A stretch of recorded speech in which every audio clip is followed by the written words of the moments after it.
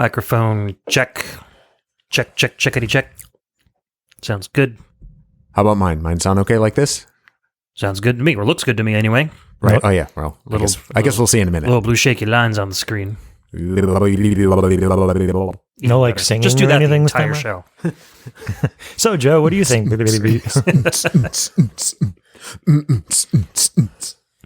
Football!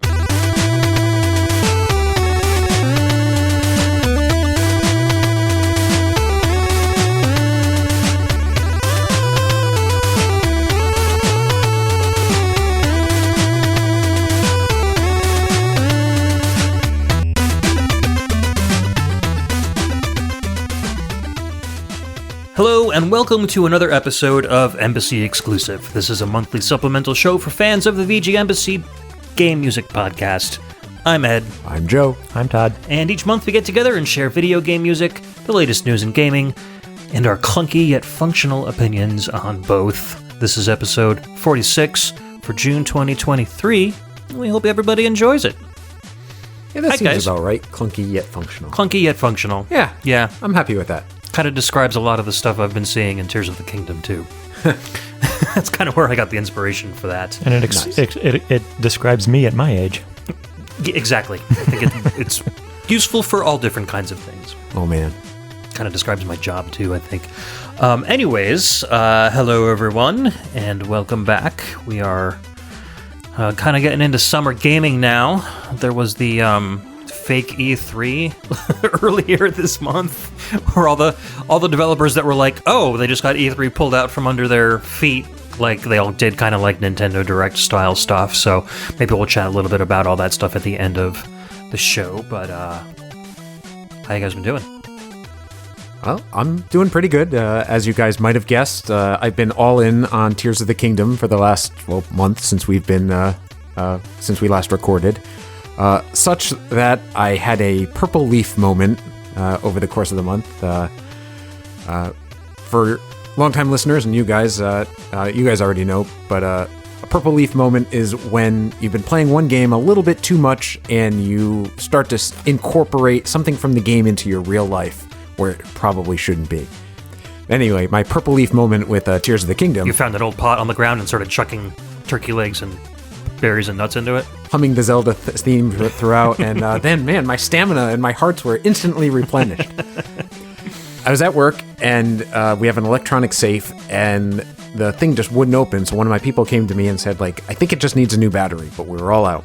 So I had to hunt all over the office, and finally, in the back of a drawer somewhere, I found a battery, and I had to kneel down, because this thing's on the floor, and I clicked it into place, I pushed a button, and the safe opened. And for just a moment, I 100% expected the chime from Zelda to play. Do-do-do-do-do-do-do. Nice. And when it didn't, I was dumbfounded. I couldn't figure out why. Because, it was supposed to happen. It was your quest. I opened it. You succeeded. I did the thing. And so I resolved it by humming the thing myself. Perfect. I had to. But yeah, there was just that brief moment. I couldn't figure out why it wasn't working until I realized that it was the real world. That's amazing. Meanwhile, all of your colleagues were just standing around staring at you going, why is he humming? See, you said battery, and I thought you were going to go on a tangent about Zonai devices or something like that. But. No. This is just me expecting a chime when I solved a puzzle and not getting one and just being confused for a moment. That's fun. Gamify your life. That's the ticket to happiness, I guess. So yeah, I've been all in on Tears of the Kingdom for the last month. Probably, I haven't looked at my timer, but I'm guessing I'm 80 hours in at this point. Nice. What about you, Tub? Not specifically Tears of the Kingdom, but gaming in general. I have been playing a lot of things that pretty notably are not Tears of the Kingdom. The last time we discussed it, last month, I had put a few hours in, and it's not that I don't want to play it, I had just found myself having a difficult time getting excited about it. And it might be because of the looming release of Final Fantasy 16 not too much further in the future from that. I'm not sure, but I basically haven't touched it since then.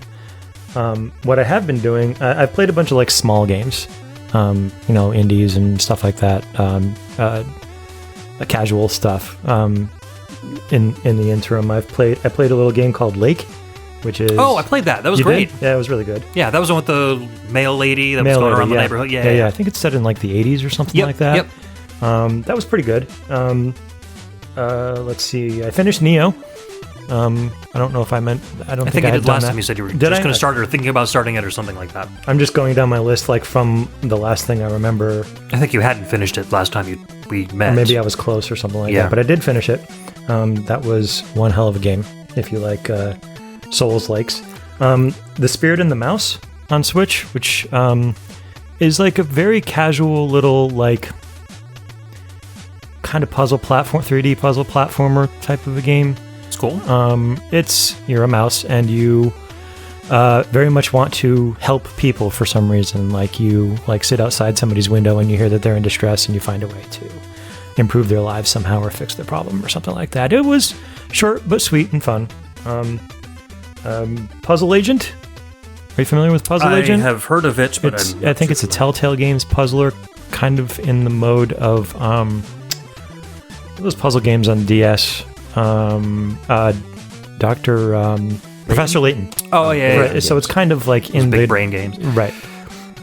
You just kind of go around an environment and like you look down at a table and there's like puzzle pieces or something. You have to put them together. Neat. It was fun. Yeah. Kind of easy. None of the puzzles were particularly difficult, but fun. And Joe, you were with me when I picked this up from the library. We Are OFK. Yeah, how was that? It was kind of like a visual novel. It's I'm not sure if it was a band that released an EP to coincide with a game or a game that released an EP to coincide with it. It is music based, so it's about a bunch of artists that are like struggling. They're trying to like release an EP and like gain some notoriety in music, and they're having a really hard time doing it. This is about their lives while they're doing that. It was pretty good. But it got a physical release? It got I don't know if it was released on CD or anything, but like the actual EP from the game exists on like Spotify. Well, I'm thinking the or Switch, Bandcamp or the whatever. Switch game has a physical release. Oh, That's yes. what you took out of the library. I'm Yes.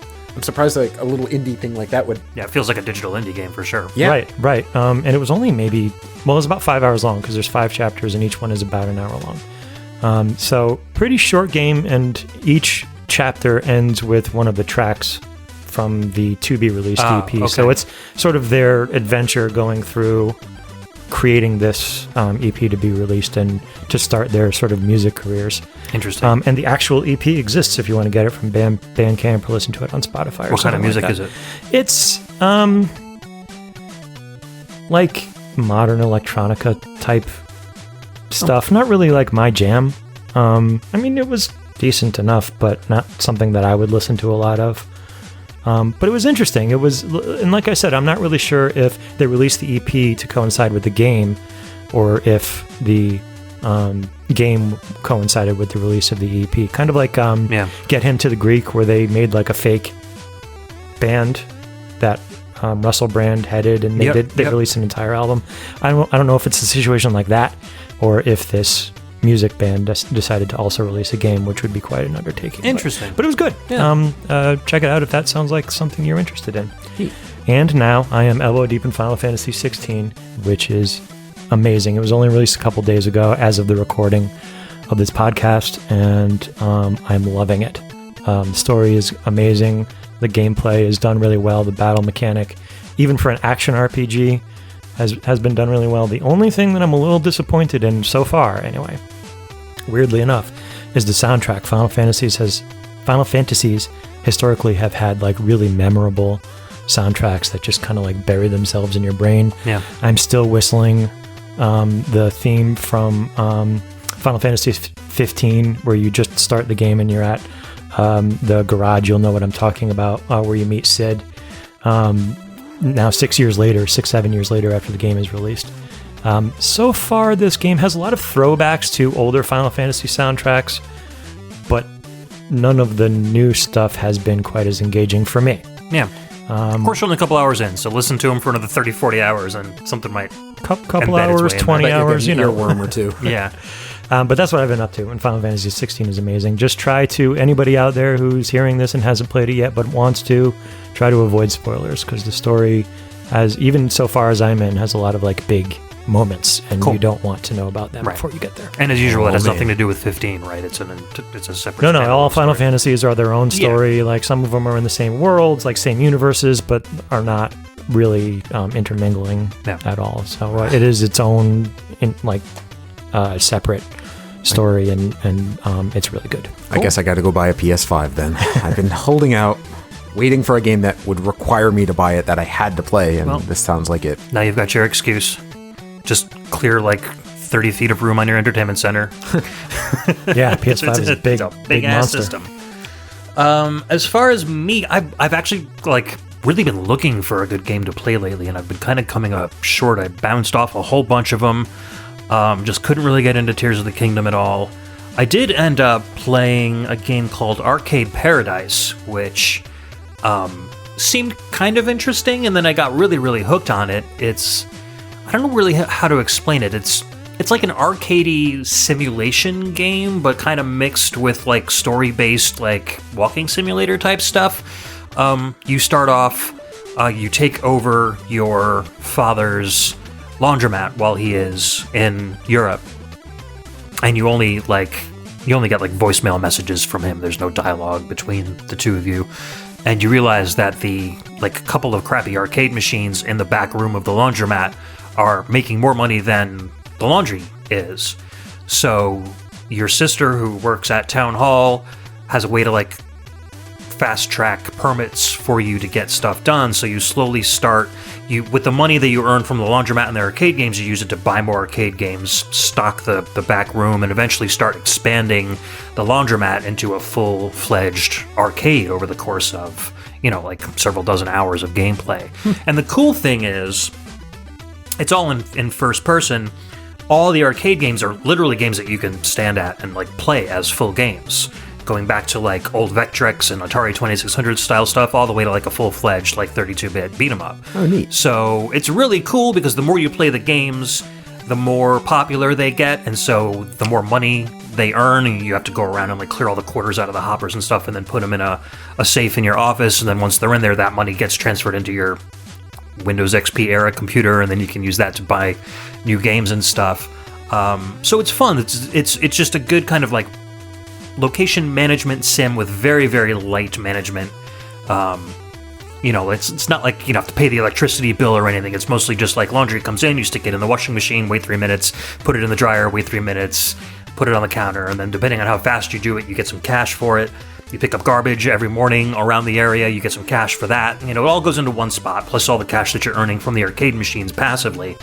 And then playing the games too, just to pass the time and when you don't have anything to do.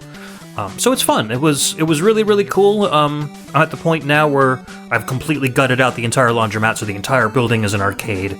Your dad finds out and he's super, super pissed about it. And there's some drama there, and like, is the place going to close or not? And then, so if you're interested in playing the game, I don't want to spoil it, but it's been a lot of fun. So that's kind of been eating up a lot of my time. There hasn't really been any new SnowRunner or Vampire Survivors content, so I haven't been playing too much of those. You're jonesing. I can tell. A little bit. There's new SnowRunner coming out. I mean, I've already prepaid for this season's worth of content, so I think early next month we'll have some more maps to play. And the Vampire Survivors just announced 4-player mode. So I'm going to talk about that a little bit more later on in the show, but that seems really interesting. So it's good to hear that they're still expanding on that game as well. But yeah, I don't know. I'm looking for some good suggestions for some casual-ish games. Like I said, I haven't really been getting into Tears of the Kingdom that much. It's been, I don't know, there's too much game, I think. And we remember last episode, we kind of talked about getting overwhelmed with stuff. And I think I'm at that point with it. It's like, what do I do? Where do I go? I can't even get the control scheme down. Maybe I'm just too old for this shit nowadays. I have no idea. But, I'll play it casually when I feel like it and see if it eventually does catch on for me. But yeah, so that's pretty much been my gaming. If there's any other games you guys have suggestions for me to try, I could probably do like a side-scrolling Metroidvania at this point. I'm kind of looking for something like that. There's a new one called, what's it called? Like the Bookwalker? I just grabbed it. Sansa Ruby, the one that I suggested to you a couple of months ago. Oh, would be yeah, up yeah, your yeah. alley. You said you were looking for something kind of casual, and it's not, like ridiculously difficult. Okay, maybe I'll check that one out. And the Bookwalker Thief of Tales is a game that just got released that looks really interesting too. So I'm going to try that one out. It's kind of like it's got isometric kind of puzzly adventure sequences, and basically you're hired as like a mercenary thief, and these people want you to go into books and steal things out of books. So when you go into the book, it turns into a first-person game. And there's like light combat, but really it's kind of like solving these puzzles within these books to get these items and bring them back to the isometric world, and then adventuring more until you get to the next book. So it sounded pretty cool, so I'm kind of interested in that. That's kind of interesting. Yeah, we'll see how it goes. You mentioning SnowRunner reminded me that one evening a couple of weeks ago, in a fit of boredom and after a couple of beers, I tried Bus Simulator. I was like, let's see what Ed is on about with all of these like driving simulators. It's not the best example. I am not claiming that Bus Simulator is on a par with SnowRunner. But after maybe 2 hours, I was like, nope, this is not for me. Yeah. And for those kind of games, you really need like a steering wheel setup as well, with like a full control panel like I have, because you got all the buttons for opening the doors. And that is not an investment I'm willing to make. I tried that for a couple hours and was not into it. But American Truck Simulator does make it a lot more fun because it's just more driving and not just start, stop, get there on time, etc., etc. I did want to mention, as we've kind of brought Embassy exclusive into the public feed, every episode now we have been reaching out to our listeners for 2 different topics, one for Patreon patrons only, and one for the general public. And I mainly ask those questions via Discord, and I've realized that there might be some people out there who don't have Discord, don't have a lot of social media, that might want to participate in answering some of these topics that we put out. So if you guys don't have social media, if you want to remain more anonymous than that allows you to be, you can always email me at thevgembassy@gmail.com. Let me know that you're interested in responding to some of these topics, and I can start kind of a mailing list of sorts. So whenever we get topics, I can post them on Discord, but then also kind of have a mailing list of folks that I can email with the topics, and they can send some replies as well. I just want everybody to have, a good opportunity to get their voices heard on the show if they want something like that. So again, thevgembassy@gmail.com. Or reach out to me on Twitter at the VGMbassy. Give me your email, and then I can send it out there as well. So, speaking of topics, let's move on to our first one of the day. Todd, what you got for us? Well, my track for the day is from Spirit and the Mouse, a game we just talked about a few minutes ago. This track is called The Power of Science, and the game was released on Switch, PC in 2022. Composer is Gisula? I'm not sure how to pronounce that. Yeah, Gisula, Gisula. Yeah. All right, get it back.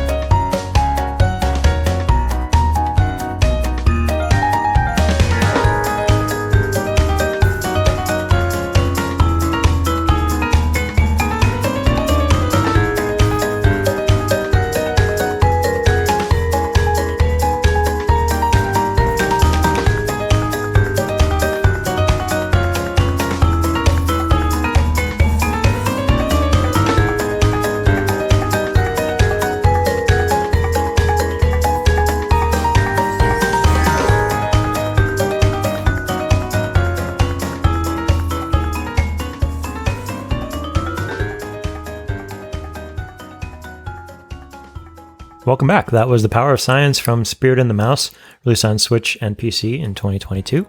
Composer Gizula is my best shot at that. Yeah. For those who found that to be a fun little upbeat track, don't expect the rest of the soundtrack to sound like that. That's kind of the only one. The rest of it is very ambient and quiet, which is fine. I mean, it was perfect for the game, but is not anything like this. So I guess this was kind of the standout track. Interesting. My topic for today is... Does it relate to the game itself? Not this game in particular. Okay. But some games that I've played or tried somewhat recently. Do you prefer like a simple and straightforward control scheme in your games, or like a lot of options to perform actions? And what I mean by that is like, for example, Teenage Mutant Ninja Turtles Shredder's Revenge. When you start the game, there's like a little tutorial area. It's been a couple of months, but if I remember correctly, I'm sure you can correct me if I'm not, where it's like, okay, here's all the moves you can do. Here's 1,000. Good luck. Yeah. And then it's a little bit too much of a learning curve for me. Like in those instances, I would just tend to like get one or two like not just punch and kick moves down and then forget all the rest. And with that game, that's all you really need. It's like the rest of the stuff is just there for fun. Right, but like I'll never do any of it. Exactly. Or a lot of them are only important if you play with multiple players because they're like tag team moves and stuff. Right, exactly. Yeah, and I largely don't. I play solo, so a lot of that stuff wouldn't even come into play anyway. And then now I'm playing like Final Fantasy 16, and there's a lot of variety to the actions that you can perform, but only a few button combinations with which to perform them. So you can swap out what you want this button combination to do, but largely there's really only like maybe 4 or 5, and they're introduced to you sort of organically with the beginning of the gameplay. So you never really feel like you're just being hung out to dry, or you're being left behind by the control scheme of the game. It keeps you sort of engaged and says, okay, now that you've done this for a while, here's another one that you can sort of add into your repertoire. Because it gives you time to master it. Gives you time to master it so that it's like in your brain. Once it becomes muscle memory, then it adds something else, right? So what do you guys think about that? Do you like just having like a ton of things that you can do and really exploring the mechanic, or do you want just like casual? I don't want to say casual. That's not really what I mean, but just simple, just like straightforward control scheme. For me, it depends on what kind of game it is. If I'm playing a Shredder's Revenge or something like that, I want punch, kick, and jump. I want it to be plain and simple. If I'm playing a tactical game, which I'm really into, I want just basically a select and a cancel button. And I'm good with that. But then I recently played Eterna Noctis, which is the exact opposite of that. There's a million button combinations and powers and techniques and things like that. But you learn them one at a time. So you get a chance to create that muscle memory so that by the time you get everything, you know everything, and you actually need everything. You need these random obscure little powers that, you might only use a couple times, but you need them to get up to that ledge or through that door or something like that. And I really enjoyed that game. I found that for someone, without having great use of my hands, I found that was a real challenge, but also still a lot of fun. I guess that's the other thing. I don't want it to get to the point where a button combination is either too long or needs to be too precise that I can't do it. The days of me just being able to get good are in my past, I think. I can still like overcome a bit of a learning curve, but I have my limits now. So I think a game like that, if you guys ever get a chance to play it, is the absolute limit of complexity. But otherwise, just give me a select and a cancel button for a role-playing game or a tactical, and maybe a couple of options for a beat-em-up. That's another good point. Yeah. And something like a brawler like Teenage Mutant Ninja Turtles, you don't want button combinations that are really long, because when are you even going to get the chance necessarily to use them? Yeah. I think Mortal Kombat and Street Fighter back in the Super Nintendo days had it about right. Street Fighter more than Mortal Kombat, in my opinion, anyway. Yeah, Mortal Kombat was a little tougher because you're using you're tapping directions along with buttons. But the Street Fighter moves were always quarter circle toward, quarter circle back. They flowed a lot better in combat. They were intuitive. They were easy to learn, easy to get a feel for, and once you got it, you could do it in your sleep basically. Yeah. And you could do it quick, which for a beat 'em up is necessary, or a fighting game is necessary. So that's my take. Yeah. I'm kind of the same way. I do not like complicated control schemes. like Tears of the Kingdom, for instance.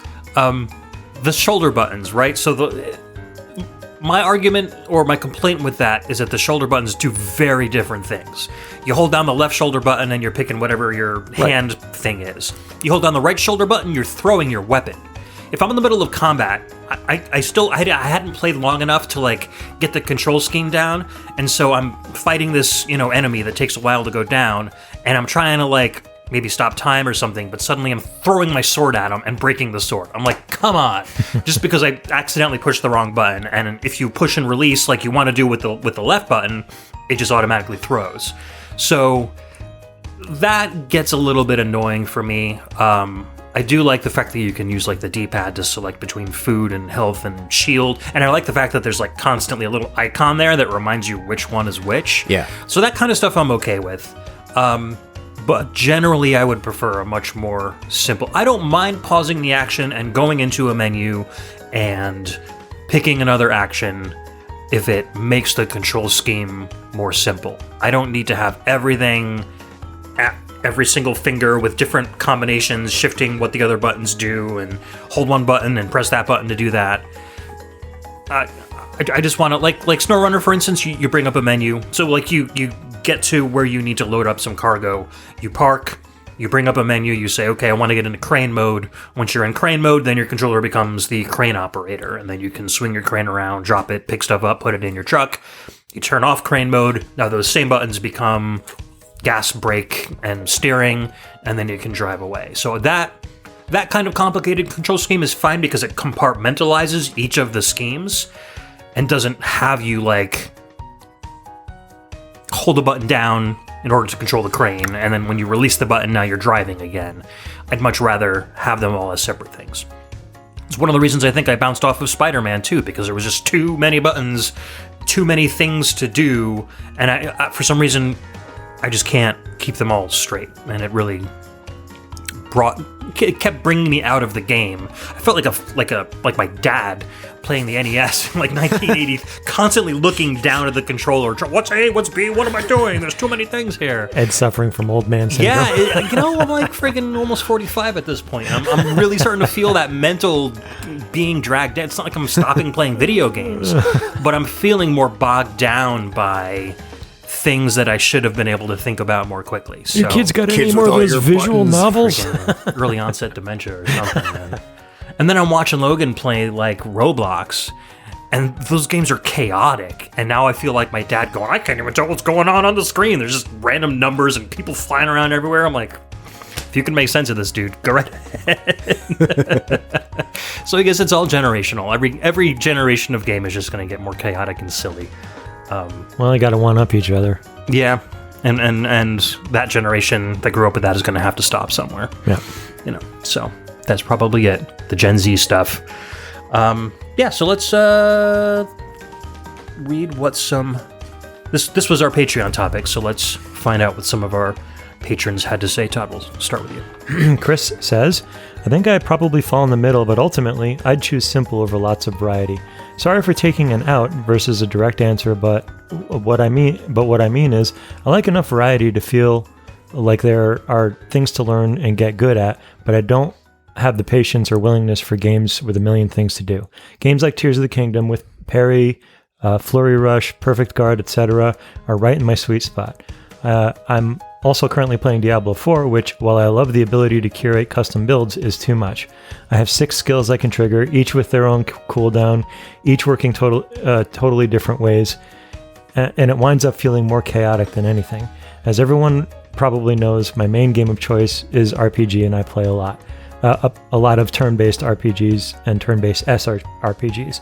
Those both typically have simple control schemes, and it's way more about how well you can see the whole of the battle and set the stage to get the outcome you need, when to buff or when to go all out, when to heal, etc. Even the action RPGs I play and enjoy have relatively straightforward control schemes for what they are. Example, I love battle systems in Final Fantasy VII Remake and all the Ys games, but I hate Xenoblade Chronicles with a fiery passion. That's fair. Story, engaging world building, and challenging but manageable battles will always win out for me over the get good, overly complicated paradigms. I couldn't agree more. Yeah. Final Fantasy VII Remake, and Chris, if you haven't played Final Fantasy 16 yet, it's kind of along that same vein, is a good amount of things that you can do without being overwhelming. I did kind of bounce off of Xenoblade Chronicles for the same reason, because there's just... After a while, it just got to be too much to do, Gotcha. available to do. Yeah. And you need to be able to know how to do all of it in order to be successful in the game. That's rough. And yeah, and I guess like a common theme here is how much time you have to do those things too. Like turn-based battles, even if there's a lot to do, you can kind of think about it, like Chris says, see the whole battle in front of you, kind of get the idea of what you want to do, and then input whatever commands you need to be able to do, rather than having to do everything split second and make sure that you're not chucking your sword at your boss instead of trying to stop time. And turn-based was really good for that. It's kind of falling out of phase now, or is not being used so much anymore. Certainly by bigger games. Final Fantasy basically doesn't use it at all anymore. Yeah. It's all just basically action RPGs. So you don't really get that like time to evaluate what you're trying to do in a battle as like you once did. I miss the good old active time battles. Yeah. Yeah, those are gone.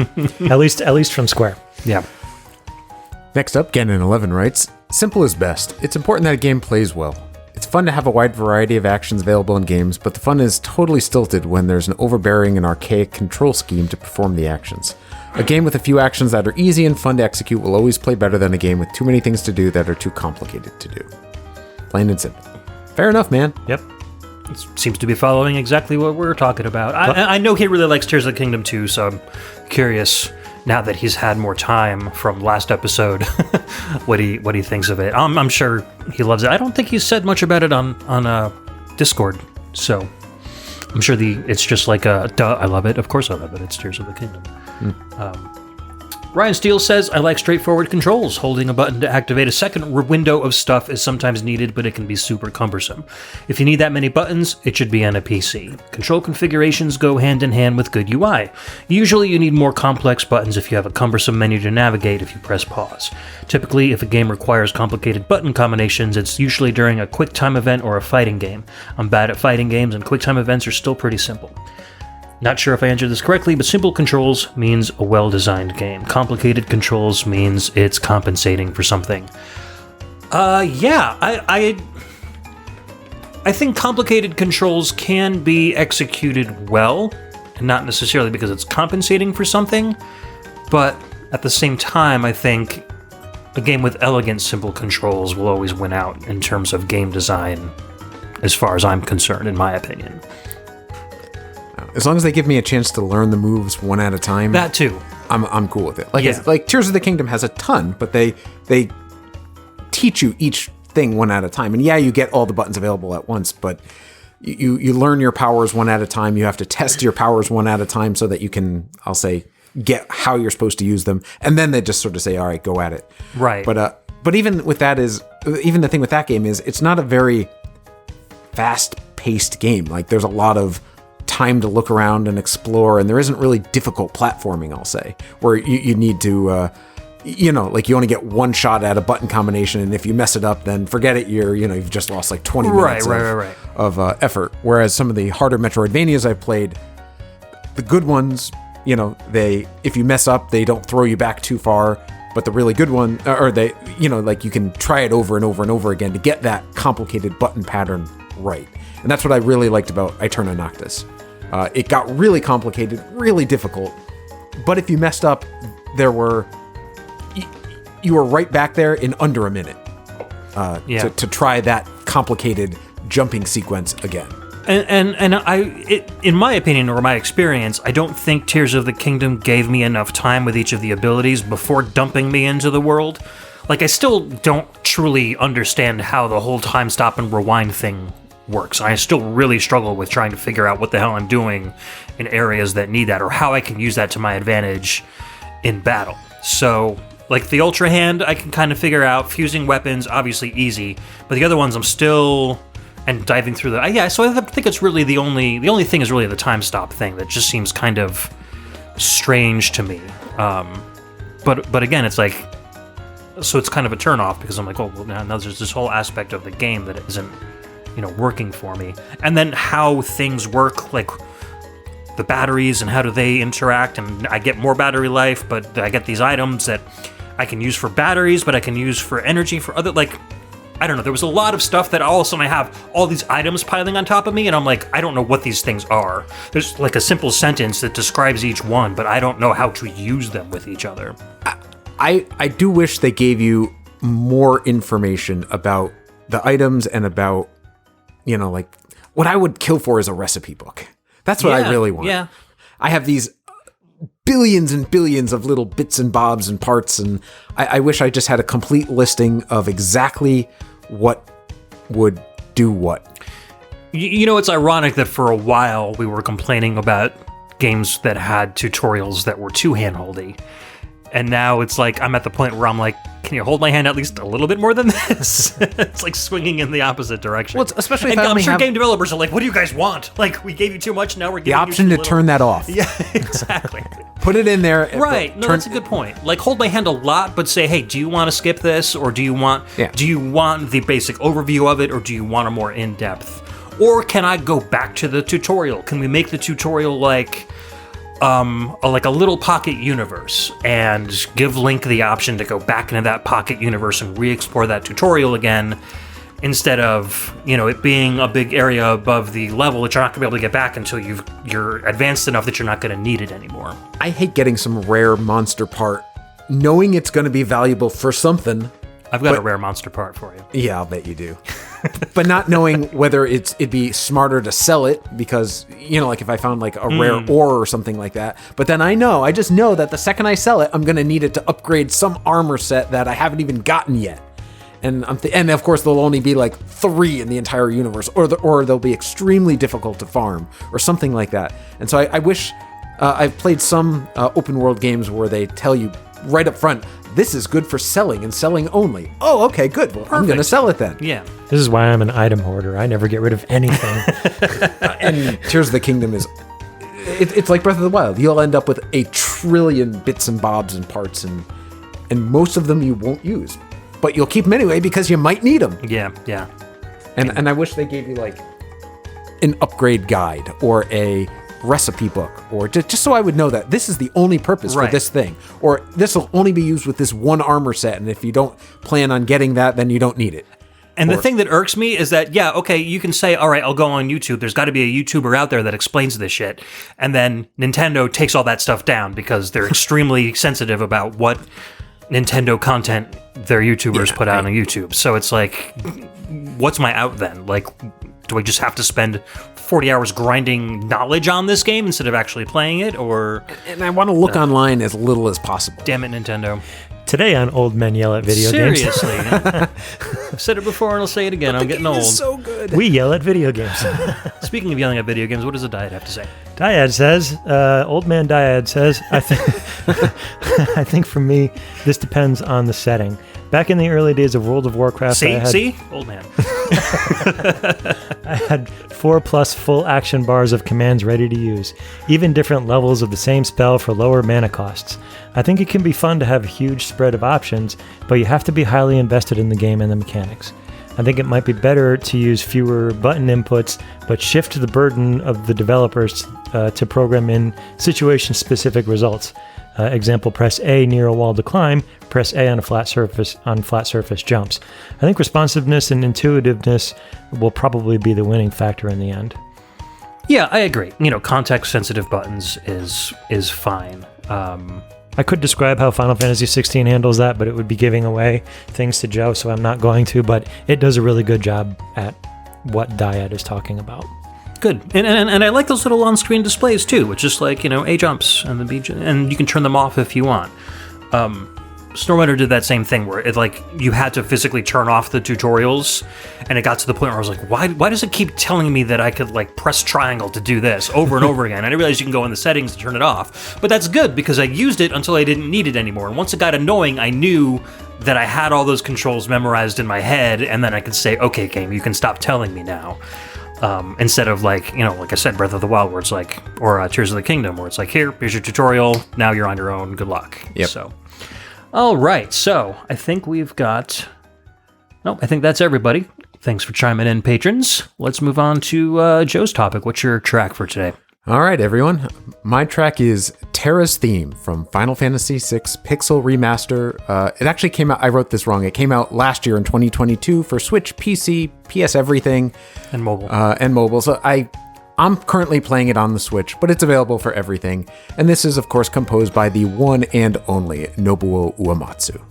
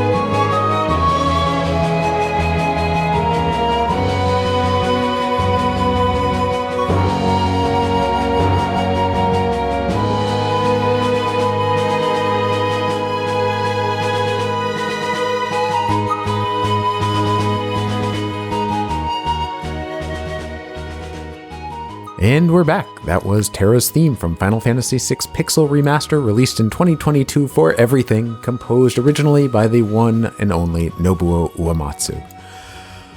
And that leads me directly to my topic. Oh man. Oh man.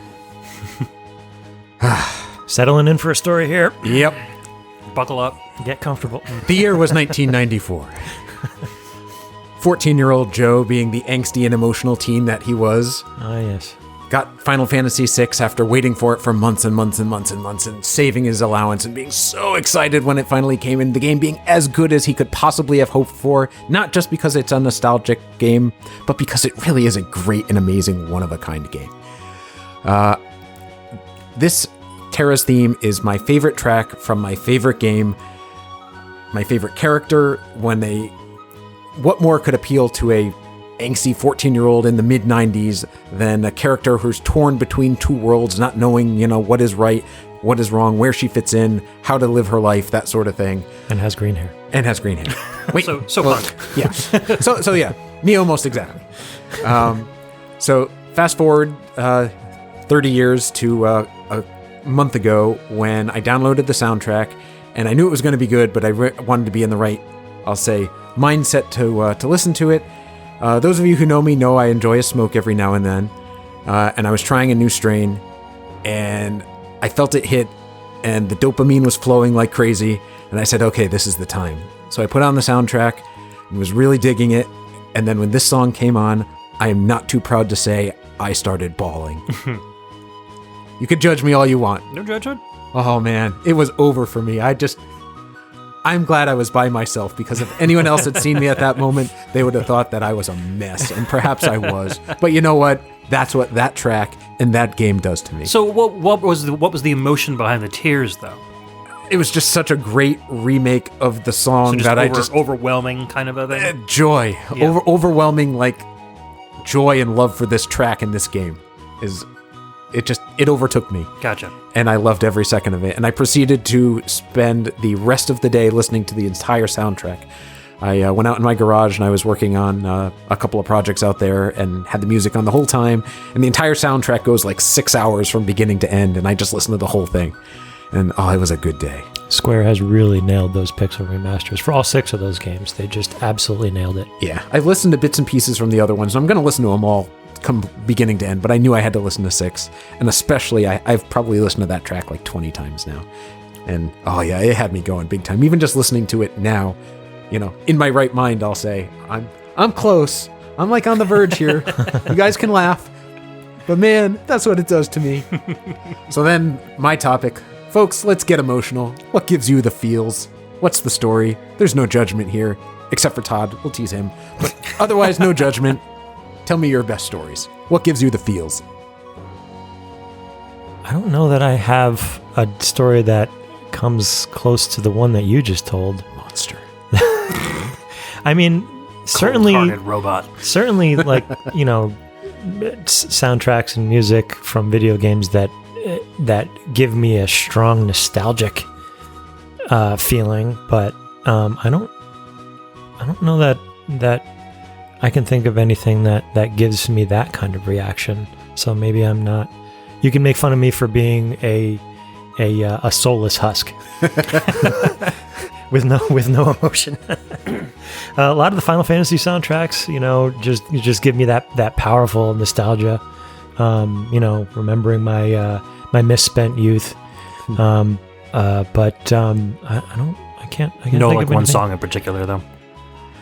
No, because I like to. I mean, I certainly with those old games. Like if I'm playing the pixel remasters, I'm taking it all in. There's certain lots of tracks from 4 and 6 stand out, but I can't. I don't know that I have one track that really does it for me. Yeah, no, that's totally fine because I'm almost in the same boat as you, because when I saw Joe's topic, I was like trying to think of something, and it was really, really difficult for me to like figure something out, because I don't know, I really like video games and like playing video games, but I don't necessarily have that kind of emotional response to them that other people do.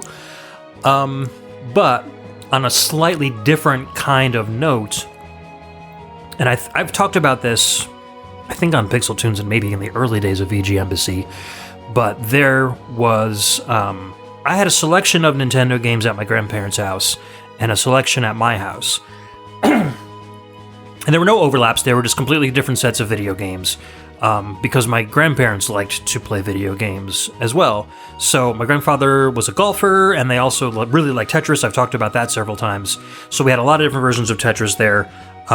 We had a couple different golf games that I didn't have at my house, and other like game show games like Jeopardy, Wheel of Fortune, stuff my grandmother used to watch on TV, so she would play the video game version. But for some reason, the game Lee Trevino's Fighting Golf, I never brought it back to my house. We only ever played it at my grandparents' house. And it's like not a game a lot of people talk about, and it's a soundtrack that you don't really hear a lot on other people's shows or anything. So I remember like one day I was driving to work, I was listening, this is how far back it was, I was listening to VGM Jukebox when that was on. And somebody requested a song from Lee Trevino's Fighting Golf. And like I remember I was getting on the highway, just about to go over the Q Bridge, heading towards my job like an hour away, and the song played, and like literally at that moment, even though I was in my car, I was sitting in my grandparents' basement, and which I hadn't been in for 15, 20 years at that point. And it was just such a hit of nostalgia. Every single note of that song that was playing, I knew, even though I hadn't heard it and even thought about it in that long. So I think that's the most emotional response I've ever had to a video game piece of music before, and it wasn't necessarily because of what was happening in the game, it was because of where I was when I was hearing it, and like the only place I ever was when I did hear it. So the association was very, very close. And I still don't listen to that song because I kind of want whenever I hear that song to be almost a mistake, so it pushes me back into that moment instead of like voluntarily listening to it and accidentally making new connections with it. So we'll play a little snippet of it on the show so you guys know which one I'm talking about.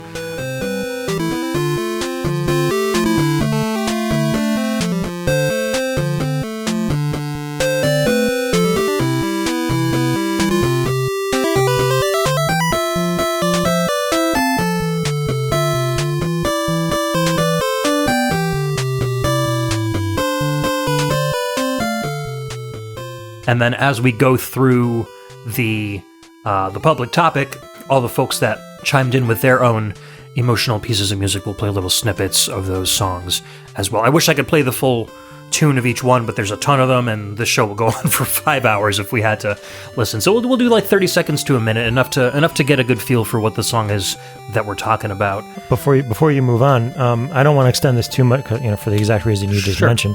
But maybe we should make this a topic for another time. But is there like a moment in the game, not necessarily music related? That's a good topic. That elicits that kind of maybe we could save that for next month. I think that would be a good idea. Dibs. I agree. Yeah, go for it. Yeah, that's great. Listeners, start thinking about what you would want to respond to something like that, like a moment in a video game that brought on like a huge emotional response from you. I've got a couple in mind already, but I'll think about it over the next month or same here. However long. Cool. Sounds good. All right, so we'll just go round table again. Todd, we'll start with you.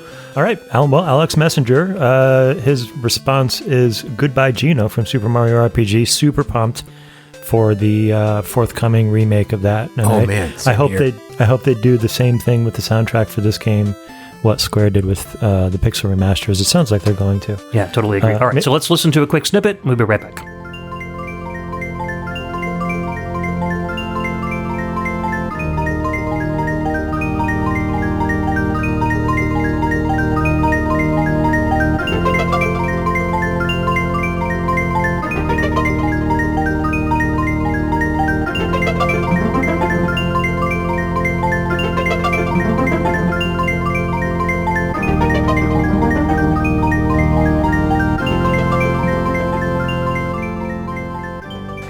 Alex says, I don't even know what to say other than I'm a grown-ass man, but this song makes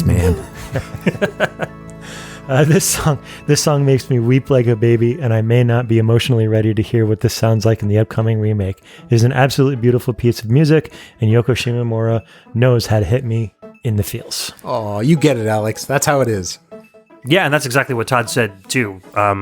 Looking forward to how the remake soundtrack is going to pan out as well. I'm sure it's going to be great. Oh, I hope that game is as good as I want it to be. I might actually play it. I never played the SNES version, so I'm kind of thinking that this might finally be the time to do so. So good. Yeah. Chris Murray has chosen from Persona 5 OST, Beneath the Mask. Which I think, Todd, you chose back in Embassy Exclusive I chose 39. a track from Persona 5. It was this one. I looked remember. it up. Okay. So for the second time on this show, Beneath the Mask from Persona 5 OST.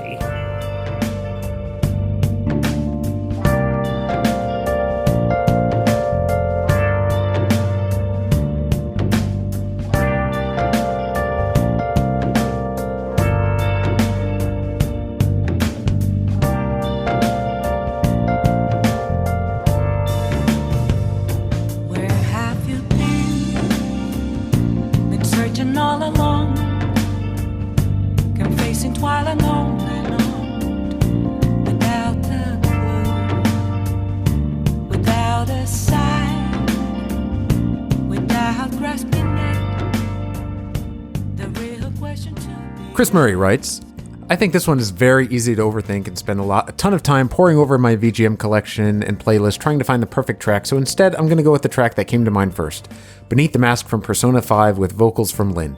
You spend a lot of time with this track in the game, and I say this without hyperbole, flawlessly delivers on the tone and vibe of the game and where it occurs. For me, I struggled to identify another track that fits quite as perfectly as this one. The P5 soundtrack is a masterpiece in my opinion, and it's become something that my wife, who has no knowledge or appreciation for VGM, doesn't mind when I have it on in the kitchen or in the car. I hemmed and hawed about buying the vinyl set, 4 LPs for about $100, and ultimately couldn't justify the cost. She knew how much I loved it and sent the signal to my sister-in-law, who wound up buying it for me for Christmas. Oh, that's nice. That's nice. It was such a wonderful surprise when it finally arrived 14 months later, and it's been a staple on my record player, and my kids ask to listen to it all the time. The music brings so much to the world building in this game that it alone draws me back to playing it, despite knowing that even a rush playthrough will be 70 plus hours. Yeah, Persona's insane like that. But the soundtrack is fantastic. Beneath the Mask is a very jazzy, female vocal piece that could easily exist on a jazz album and not necessarily as a VGM soundtrack. Moving on, Mike Stark selected the ending staff role from The Legend of Zelda Link's Awakening. This is the 2019 remake Switch version, OST. And gee, Mike picked a Zelda track? Who'd have thought?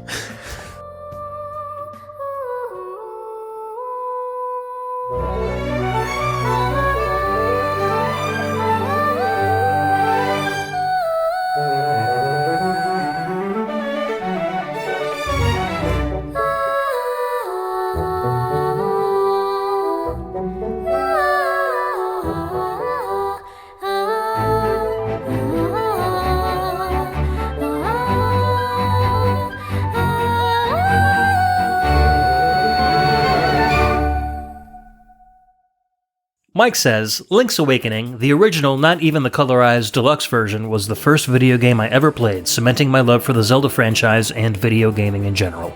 The 2019 remake revitalizes the original Game Boy soundtrack with small ensemble orchestral arrangements, while still quoting the original sounds and places. When the staff roll begins, showing off the full orchestra for the first time with the noise channel percussion, it's the perfect marriage of old and new, uniting nostalgia and the genuine quality of the music. I can't help but tear up at the incredible, faithful rearrangement of one of my favorite pieces of VGM ever.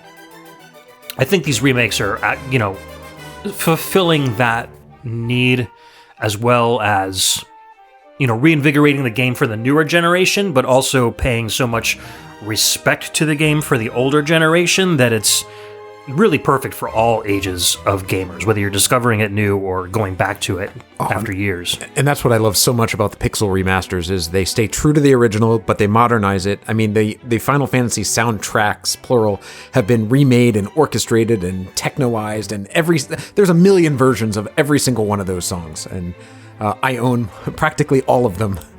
And some of them are just kind of lousy, and or they just don't, I'll say, in my mind, show enough respect to the original. And the thing I love so much about the Pixel remasters is that they do keep the spirit of the originals, but modernizing it, and in some ways, for some of the tracks, making them better. Yeah, no, I totally agree. And the nice thing about it is if you prefer the originals are still there to listen to as well. And a lot of these remakes sometimes will give you the option to listen to the original soundtrack while you're playing the modern game. So best of both worlds. Yep. Next up, Mike Levy writes, his track is To Faraway Time's Chrono Trigger ending theme.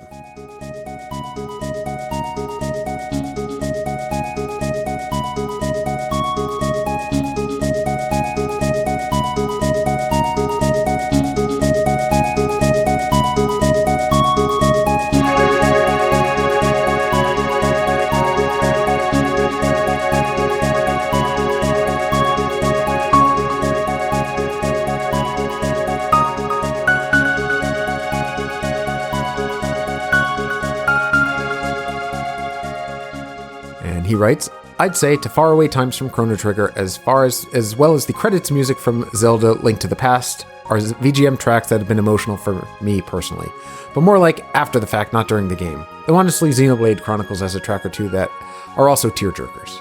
Wow, I think that's the first time Mike Levy's ever commented on Embassy Exclusive, so welcome to the show, Mike. Yeah, it's Chrono Trigger and Zelda seem to be the tearjerkers of the VGM kingdom as far as video game music goes.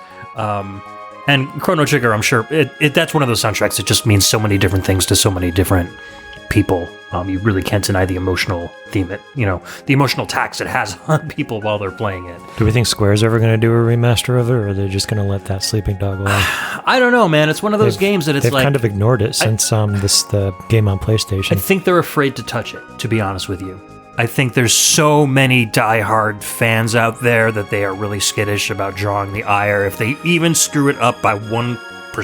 I agree with you, but if they gave it the same treatment that they gave Pixel Remaster, the Final Fantasy Pixel Remasters, which I think are basically universally loved. I haven't seen anybody really say that they didn't like the Pixel. People complained about the font, but that's like, and they corrected that too. They made patches that correct the font, right. So that point is moot. I'm trying to think like what they could do with the graphics in Chrono Trigger because they're already pretty damn good. Like the Final Fantasy games had more primitive graphics. They weren't by the time 6 came around, the graphics were pretty good. I mean, but the 1, 2, 3 up to like probably 5, having a modern remake using pixel arts, you could improve quite a bit. I'm not sure how much you can improve on what Chrono Trigger does visually aside from making it widescreen at this point. They would almost need to do like a Final Fantasy VII remake style, like a reimagining of it. To truly provide a new modern experience. I think there'd be dragons. I think if they try to pull something like that off. Well, that's the thing. Right. It's like, A, how do we improve it with pixel art? Can we improve it with pixel art? If not, do we upgrade to modern graphics? And who do we piss off when we do that? Although, to be fair, a lot of people were kind of like uncertain about Final Fantasy VII Remake. They were like, what are they going to do to my baby? Yeah. And again, Final Fantasy VII Remake seems to be a hit. Oh, yeah, for sure. I don't see much complaints about it. No. At all. So, for all of the nostalgia and things about Final Fantasy VII that people hold dear, Square seemed like they didn't screw it up for them. But I think that's the other end of the spectrum, too, is that like Final Fantasy VII Remake changed the game enough that it doesn't replace the original Final Fantasy VII. Right, it's a different game. Minds. It's a retelling of the story. Exactly. There's a lot of the same themes, but parts about the world are completely different. So if they if they did something like that, a huge AAA scale game for Chrono Trigger, that might have the same effect. We're like, oh, I still love the old one, but the new one is this different experience that still brings to mind the original but doesn't replace it in my head. Yeah, I mean, they might have to do something like that. I don't know. We'll see. Yeah, it would be cool. A lot of those characters would be kind of interesting to see. But for all the love that Chrono Trigger has over the past however many, 25 years or whatever, 30? Yep. Square has largely ignored it. I know. Just like completely ignored it. And Yasunori Mitsuda is still making music. Like, he could easily do a new sound if he wants to. He got really sick during making that soundtrack. There might be a lot of post-traumatic stress there for that soundtrack for him. I don't know. But anyways, and they might not want to do it if he doesn't come back to redo the soundtrack. Chris Steenerson says Monkey Island 1 intro is his selection. This is a favorite for a lot of folks too.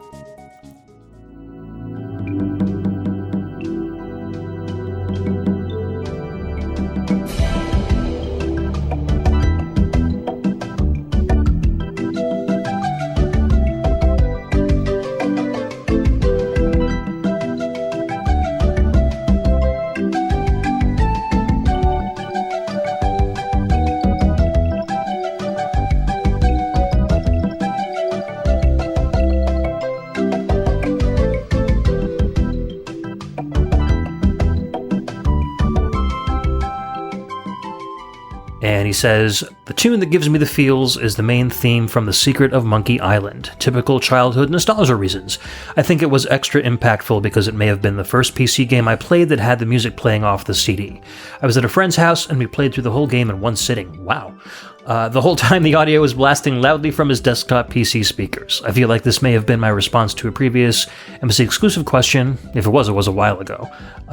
Please feel free to disregard if I'm being redundant. I don't think you're being redundant at all. Monkey Island is a huge, especially for old school PC gamers. Monkey Island was like where games became games, I think, for a lot of people, and really cemented that whole adventure games are an art form kind of thing. You guys have any experience with Monkey Island at all? I didn't play it until much, much later, so I don't have a nostalgia for it, but I do appreciate it for what it is. My wife and I, as I've mentioned before, have been playing through like all the old point-and-click adventure games, and recently we played all of them, all 300. Well, not at the same time, but we're making our way through. Yeah.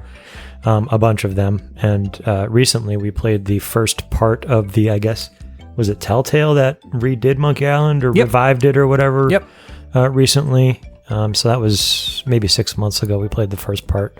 Those were good. I remember playing them on the Wii. They were fun. Yeah, I mean, it was good. It was good. We will get back to it when she returns, but that is kind of my only experience with Monkey Island. Cool. Not kind of, it is my only experience. Yeah, I do want to play the new one that just came out. I haven't just gotten around to it yet, but I did just recently say I'm looking for new games to play, so maybe I'll hit that one.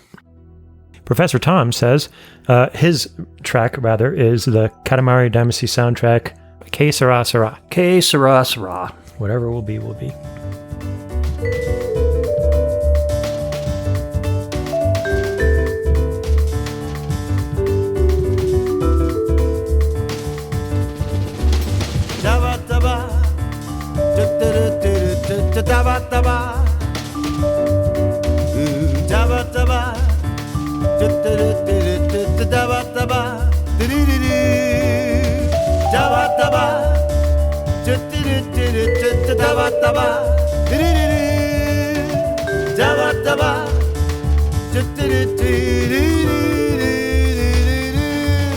I know you love me. I wanna word you up into my life. Let's roll up to be a single star in the sky. I hear you calling me. I wanna word you up into my life. And Tom says, well, my VGM song that gives me the feels is Que Sera Sera from Katamari Damacy, because it's a cute love song and reminds me of my wife. Isn't that sweet? That's cute. I wish we had a little bit more of a story behind that, but that's fun. Next up, Utopia Nemo's song is Forest of Monsters from the Super Castlevania 4 soundtrack for the Super Nintendo.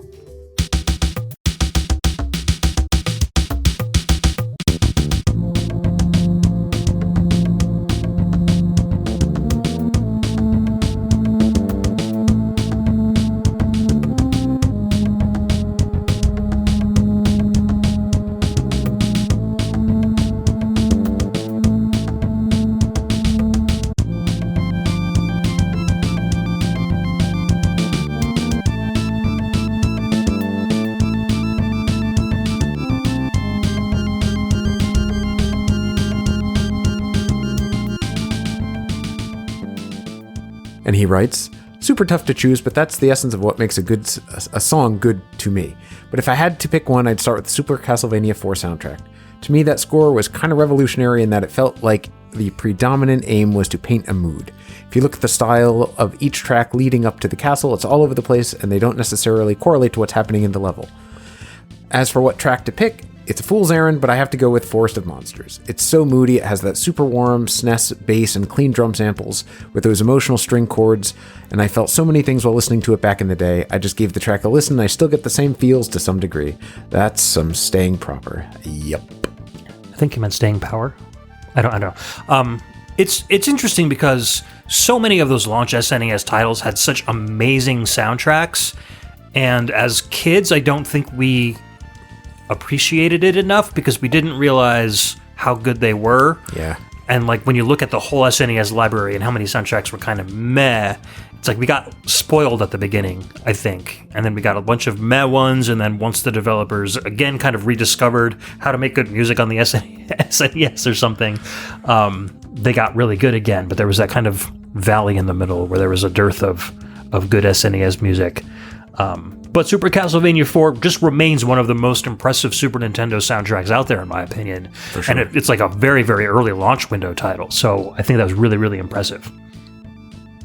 Ryan Steele picked the Sing For Me Lose version from Divinity Original Sin 2 by Borislav Slavov.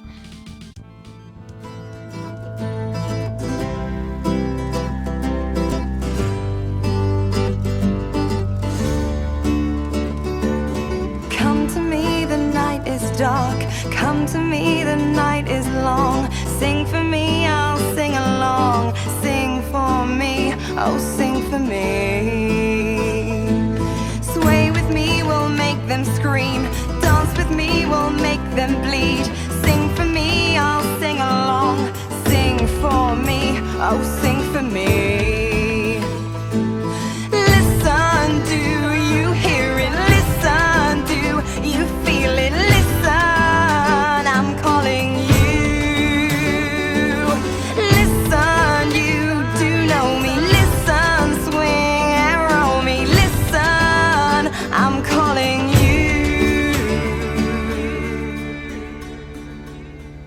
And he writes, how can one feel emotion when I am dead inside? ... A narrative segue in Divinity Original Sin 2, there is a character named Lose. She is a jester or bard who has a demon inhabiting her soul. She has spirits in her head and she refuses to perform or sing. So after 80 hours of playing, you get to a point where you can finally defeat the demon, and your reward is she finally feels free enough to sing again. You are smart people, you can draw conclusions of symbolism, such as depression, breaking free, and finally being able to do something you love again. Anyways, the song is called Sing For Me, Lose version from Divinity Original Sin 2. As for my own connection in the game, you sit there while she plays the game in-game. It's a different experience to actually just sit there and listen to a character perform the piece of music rather than it being background music. This stuck with me due to being a different experience, but the narrative beats also jive since being a musician myself and having those moments where creation or music or playing just can't happen due to the state of mind and the freedom that follows when that mental block finally subsides.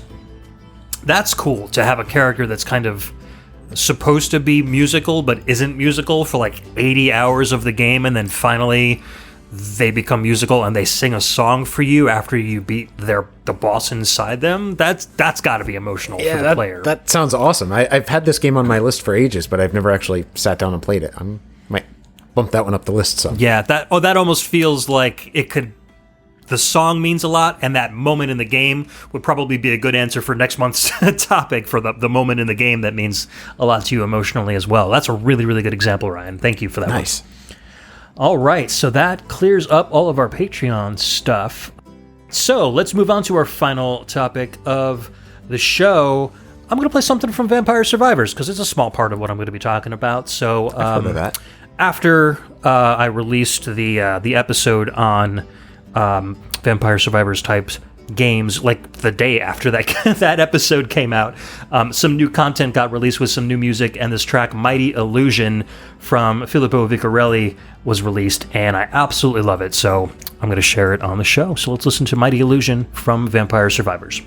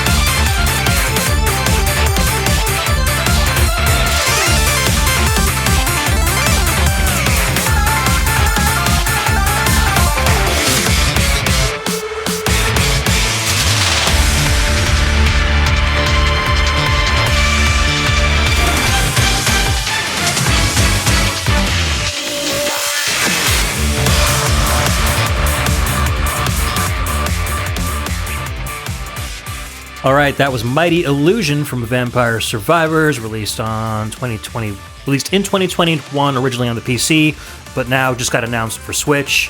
coming already out on Xbox. I think the only thing it hasn't come out on yet is the PlayStation systems. It's even out on mobile at this point. That particular track was composed by Filippo Vicarelli. Fantastic track for this little kind of Sonic the Hedgehog themed level, which is kind of weird.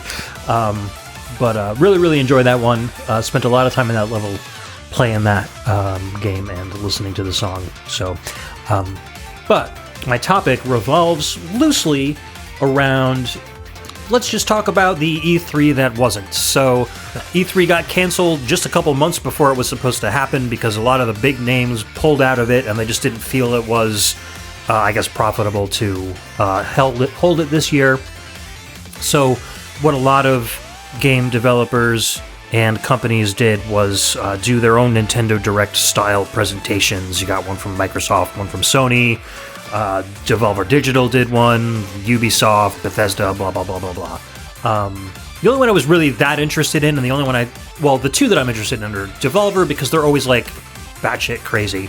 So I just like watching what they do for their presentation more than the games themselves. But as far as games go, I'm always interested in what Nintendo has to offer. And especially since this was going to be like a quote-unquote E3 presentation, I felt like they were going to have a couple new announcements, maybe some details about games that were already coming out. A lot of people wanted Metroid Prime 4, didn't get Metroid Prime 4. Yeah, maybe someday. Yeah, but there was a lot of really cool stuff talked about, and all three of us did have a chance to watch it when it was released. So I thought, maybe we'll talk about highlights, what we thought was cool, what we're looking forward to, what we wanted to see instead.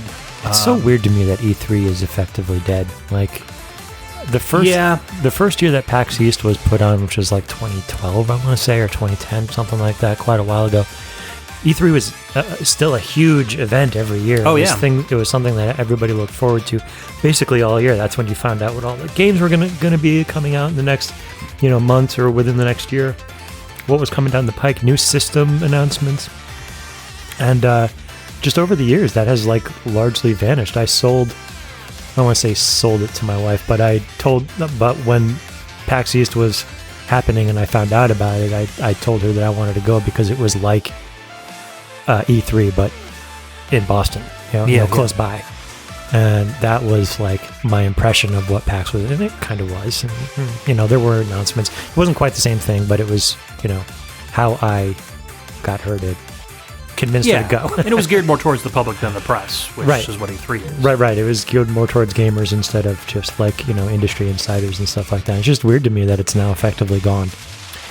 Yeah, I don't know if something will pop up in its place.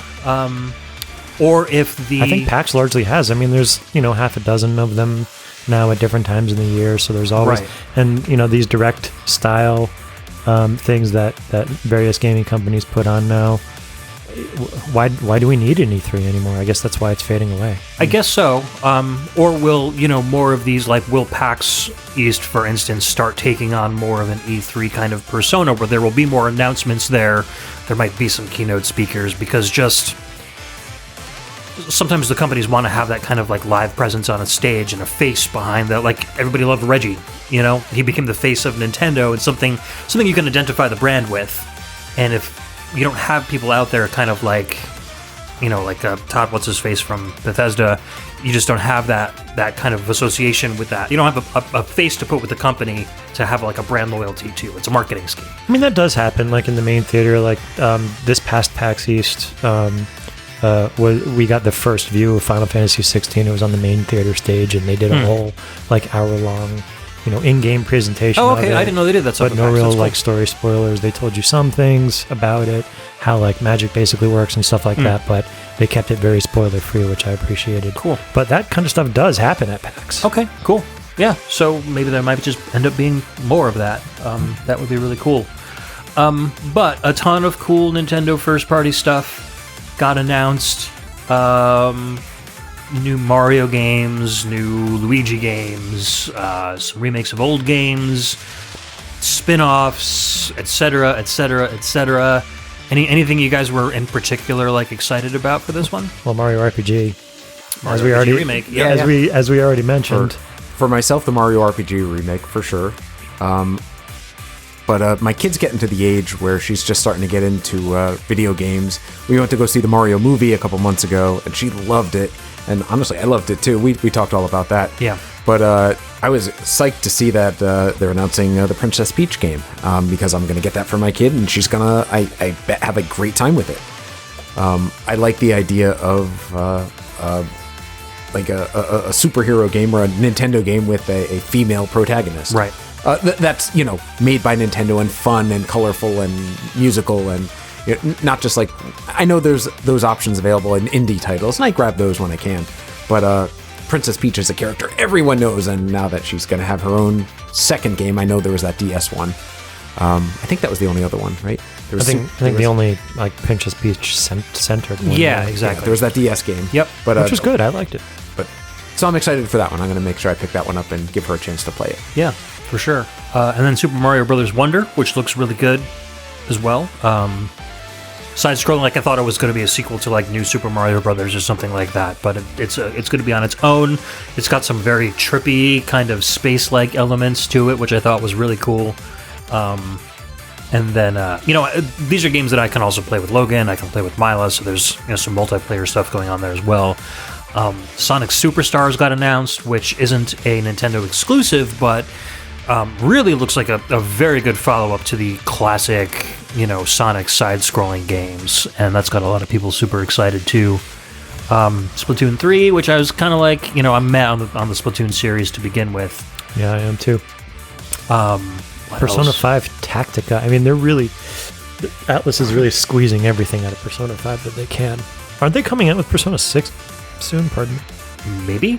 I don't know. I have no interest in that series whatsoever, so I haven't really been keeping a tab on it. I think they just demand too many hours for me to want to get into it. Big showing from Pikmin. I mean, yeah. We knew that Pikmin 4 was kind of on the way. They mentioned it prior to this, but the release of remakes for 1 and 2, I don't know that it was big news, but it certainly wasn't expected. Not by me, anyway. I'm psyched about that because to buy the GameCube discs for 1 and 2 are crazy, man. Unreasonably expensive. Oh, really? Okay. So, I mean, yeah, I have the ODE on my GameCube, and I've downloaded them, and the games, I play them that way. But I like the idea of being able to own something physical, of course. But I have Pikmin 2, but I don't have the original Pikmin, and honestly, it's like $100 game now. And I have no desire to spend anywhere near that kind of money for the game. But I like the idea of getting it for Switch. Yeah, absolutely. And being able to take it with you and also having, widescreen and HD support is great for those games too. As well as just, they always put in little gameplay improvement elements as well. So you just get an overall better experience. That Manic Mechanic game looked really cool too. It's kind of almost like, it reminded me kind of like Cook Serve Delicious or, like Overcooked, one of those kind of like procedural multiplayer games, but you're like repairing cars and operating a garage instead of a kitchen. Yeah, I was definitely impressed with an Overcooked type of a feel with it. I was kind of thinking about playing that with Logan as well because he really likes mechanical stuff, and maybe the kitchen thing didn't really pique his interest that much, but fixing cars might. So Gloomhaven is I don't think it's a new game. I think there's been a PC version of this for a while now, but it coming out on Switch is interesting to me. I'm playing the I guess sequel or prequel. I'm not really sure where it lies in the Gloomhaven world, but Jaws of the Lion, which is kind of like a smaller version of the tabletop version. Okay, yeah, okay. I was going to say, wasn't that a tabletop game originally? Yeah. It was originally a tabletop game. That one's a lot of fun. But I haven't played this, so this might give me the opportunity. Cool. Sweet. Also, the board game is outrageously expensive. Yeah. Yeah, it shot up in popularity, I think, once the video game started coming out. And this Penny's Big Breakaway was kind of a surprise, too, because I was like, oh, just another indie platformer kind of thing. But it's got really strong Mario Galaxy vibes. It just looks really, really well produced. So it's got like the graphical style of Mario Sunshine with the gameplay of Galaxy. So it's like gravity manipulation and stuff. So I'm kind of interested in seeing. I want so badly for Nintendo to come out with another Mario Galaxy. Yeah, I was going to say, in the absence of like a Mario Odyssey 2, which was something I've been kind of hoping for, it seems like this is going to be the next best thing. Yeah, and it's a good holdover. Kind of in the vein of like a Hat in Time kind of a thing, where it's Mario style, but Good quality, Well, just not Mario. Yeah, Hat in Time like scratched that itch just right. Absolutely. So I'm hopeful that this does the same thing. Sweet. So there was a lot of good stuff. I was actually surprised with how much I was interested in. A lot of times, a lot of times the Nintendo Directs are a lot of, and I was kind of ribbing Chris Murray about this, but it's just a lot of anime games that I have no interest in, whatsoever. But this generally seemed like a lot of the first-party Nintendo Mushroom Kingdom stuff, mixed with a lot of decent third-party games that kind of scratch my itch. And I did play all the way through the original Hot Wheels Unleashed. Pretty decent game. I don't know if I would play 2 on the Switch, but I'm glad that a sequel is coming out. I'll probably pick it up on the PC when it goes down in price like I did the first one. How do you guys feel about the Luigi's Mansion 2? Oh, yeah. Super excited about that because I've played...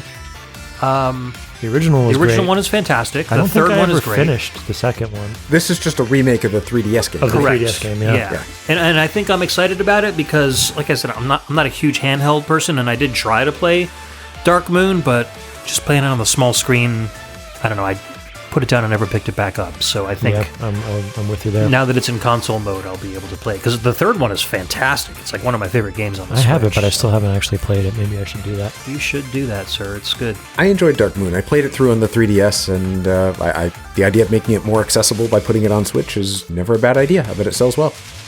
I'm sure it will. Anything within it, Mushroom Kingdom faces on it are going to do it. And there have been some, comparisons between the two, and on the 3DS version, they, picked out a specific cutscene that was in both the trailer for Dark Moon and a 3DS game capture, and it looks like, the graphics obviously are a little bit more detailed in high definition, but they actually have real lip syncing for Luigi, like what he's saying, rather than his mouth just opening and closing on the 3DS version.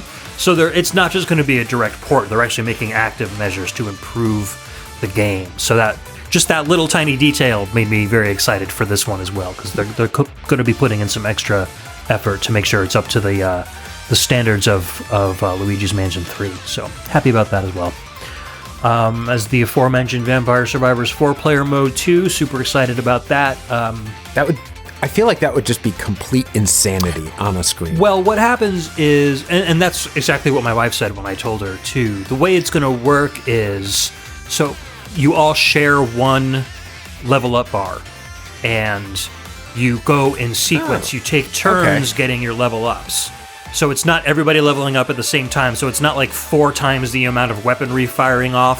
By the time you're level 30, it's going to be, everybody's going to be kind of taking turns. So you'll all be as powerful as you would be in single player, but sharing that power among the 4 of you. Okay. So I thought that was pretty cool. It's a good way to do it. We'll see how well it works. Yeah. So it's gonna be local multiplayer only, all same screen. However, if you've got Steam and you do the remote play, you can have remote players play with you on a single screen as well. So a lot of good stuff. Looking forward to it.